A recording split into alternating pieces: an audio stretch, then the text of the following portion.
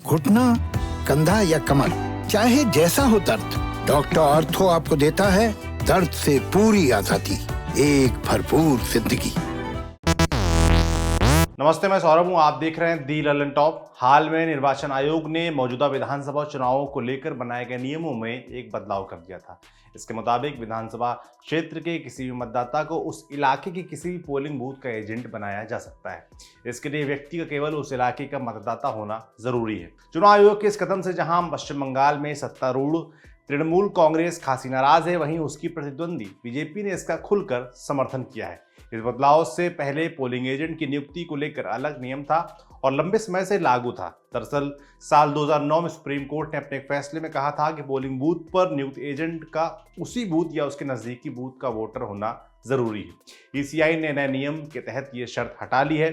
अब किसी विधानसभा क्षेत्र का कोई भी वोटर उस इलाके के किसी भी पोलिंग बूथ का पोलिंग एजेंट बनाया जा सकता है।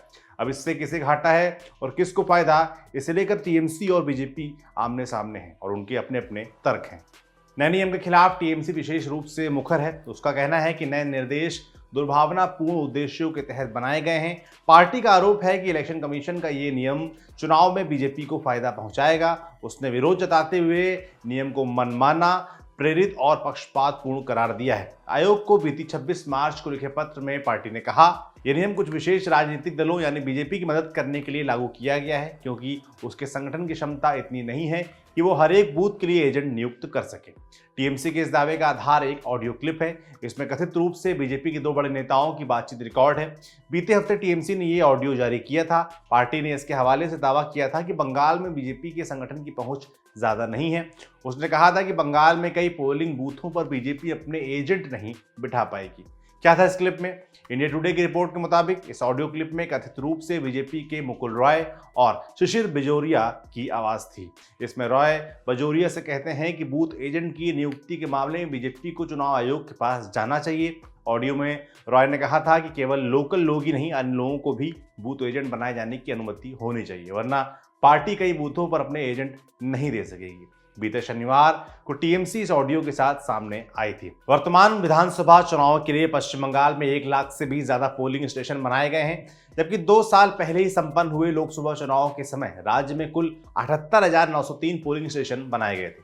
शनिवार को टीएमसी ने चुनाव आयोग से नए नियम को वापस लेने की अपील की थी। इसके बाद पार्टी के नेता सुदीप बंदोपाध्याय ने कहा था कि आयोग के इस फैसले के चलते पहले चरण के मतदान के दौरान समस्याएं देखने को मिली थी।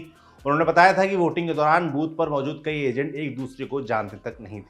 वहीं बीजेपी का कहना है कि नए नियम से बंगाल में स्वतंत्र और निष्पक्ष चुनाव सुनिश्चित होंगे। पार्टी ने दावा किया कि बंगाल में टीएमसी अपना जन समर्थन तेजी से खो रही है, इसलिए नियम के विरोध में इस तरह की बातें कर रही है। उधर चुनाव आयोग ने भी अपने फैसले का बचाव किया। उसका कहना था कि नया नियम इसलिए बनाया गया है ताकि हर पॉलिटिकल पार्टी को पोलिंग एजेंट अपॉइंट करने में मदद मिले। ईसीआई का तर्क है कि कोविड-19 महामारी में पोलिंग बूथ पर बैठने के लिए लोगों को राजी करना मुश्किल है, इसीलिए नया नियम लाया गया। अब जानते हैं आखिर में कि क्या होता है पोलिंग एजेंट। पोलिंग एजेंट चुनाव वाले दिन मतदाता केंद्र में पार्टी या उम्मीदवार का प्रतिनिधि होता है। क्योंकि चुनाव के दिन उम्मीदवार हर पोलिंग बूथ पर खुद मौजूद नहीं रह सकता, इसलिए उसकी तरफ से एक एजेंट अपॉइंट किया जाता है। ईसीआई उम्मीदवार को यह अनुमति देता है कि मतदान प्रक्रिया पर नजर रखने के लिए वे अपनी तरफ से एक पोलिंग एजेंट नियुक्त कर सकता है। चुनाव आयोग के नियमों के मुताबिक पोलिंग एजेंट को पता होना चाहिए कि ईवीएम और वीवीपैट के जरिए किस तरह चुनाव कराए जाते हैं। इन मशीनों के इस्तेमाल की जानकारी भी पोलिंग एजेंट को होनी चाहिए। साथ ही उसे ईसीआई के नियमों से अच्छी तरह वाकिफ होना चाहिए।